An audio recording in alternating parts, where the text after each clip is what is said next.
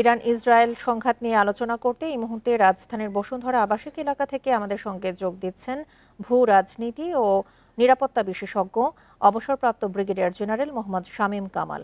জনাব মোহাম্মদ শামীম কামাল, আপনাকে স্বাগত জানাচ্ছি বিরতিহীন সংবাদ দুপুরে। শুরুতেই যে বিষয়টি জানতে চাই, ইরান ইসরায়েলের ছায়াযুদ্ধ অবশেষে সরাসরি ভূখণ্ডে হামলার মধ্য দিয়ে প্রকাশ্য ঘটল।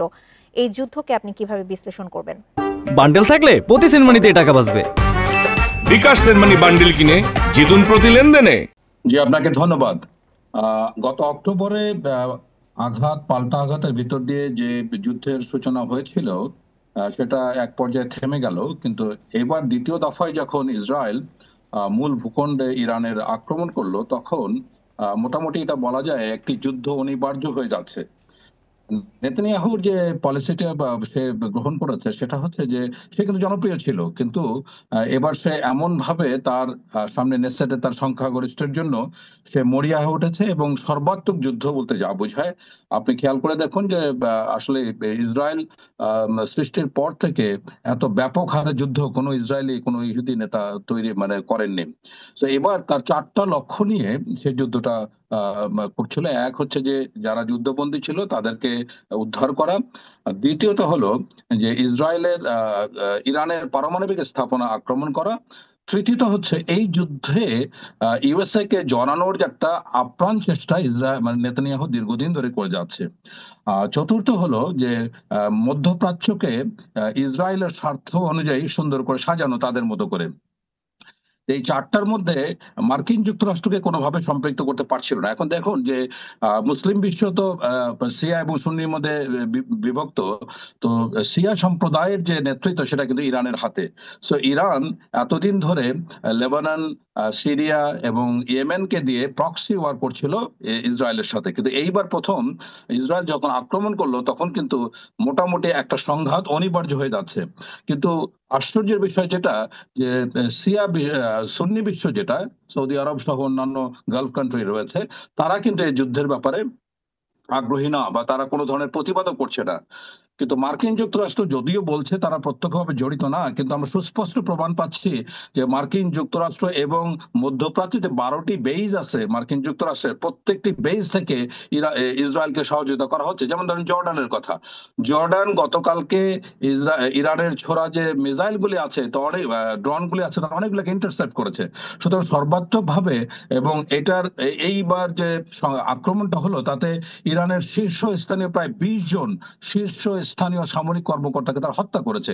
তো দীর্ঘদিন ধরে যে পরিকল্পনা করেছে তাতে একদম পিন পয়েন্ট কোন রুমে কোন ফ্ল্যাটে আছে সেটা লক্ষ্য করে সেনাপ্রধান থেকে শুরু করে সশস্ত্র বাহিনী প্রধান থেকে শুরু করে মোটামুটি 20 জন একেবারে আইকনিক যারা লিডারশিপ, ইরানি মিলিটারি লিডারশিপ, তাদের কিন্তু হত্যা করেছে।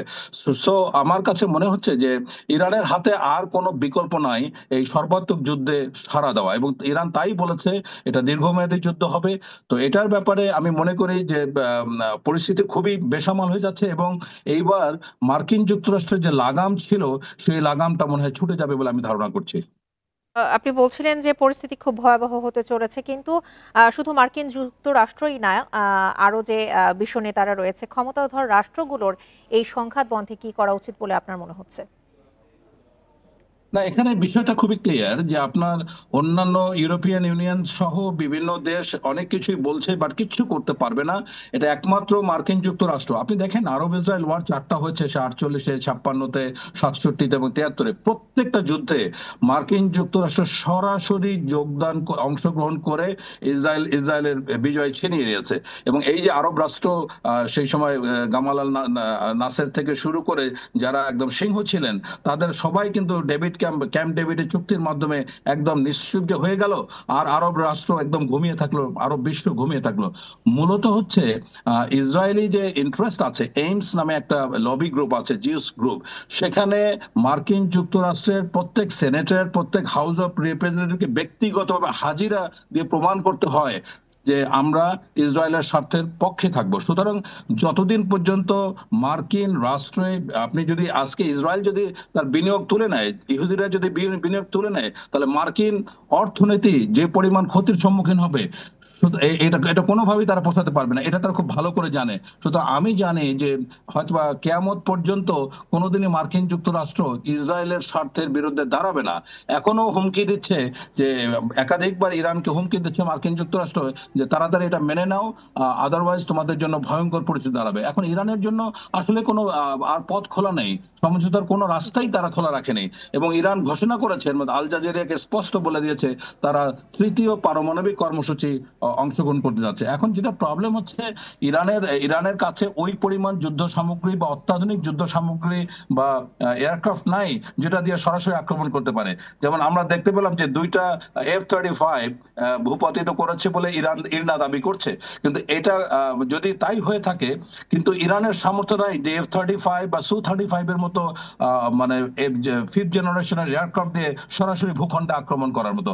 এখন দেখুন যে বিষয়গুলি দাঁড়াচ্ছে যে মিসাইল ড্রোন গুলি বা ছোড়া হচ্ছে, এগুলি আসলে ইন্টারসেপ্ট করা ইসরায়েলের জন্য খুবই সহজ, এবং ইসরায়েল না পারলে বাকি কাজটা ইউনাইটেড স্টেটস করে দিচ্ছে। সুতরাং এখন পুরো বিশ্বকে জি। এটা নিয়ে খুবই জটিলতায় পড়তে হবে, বিকজ ইরান কিন্তু আপনার প্রাকৃতিক গ্যাস এবং তেলের ক্ষেত্রে পৃথিবীতে তৃতীয় এবং চতুর্থ শক্তিশালী দেশ।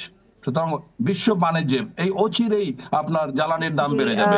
তো জনাব এটাতে মোহাম্মদ অবশ্যই বড় শামীম ধরনের কামাল, ভোগান্তি হবে। আমাদের আলোচনাটা একটি সংক্ষিপ্ত করতে হচ্ছে। যদিও বিশৃঙ্খলার দিকে আপাতত যাচ্ছে এই সংঘাত, তবুও আমরা চাই এই সংঘাতের দ্রুত সমাধান হোক। আপনাকে অসংখ্য ধন্যবাদ আমাদেরকে সময় দেওয়ার জন্য।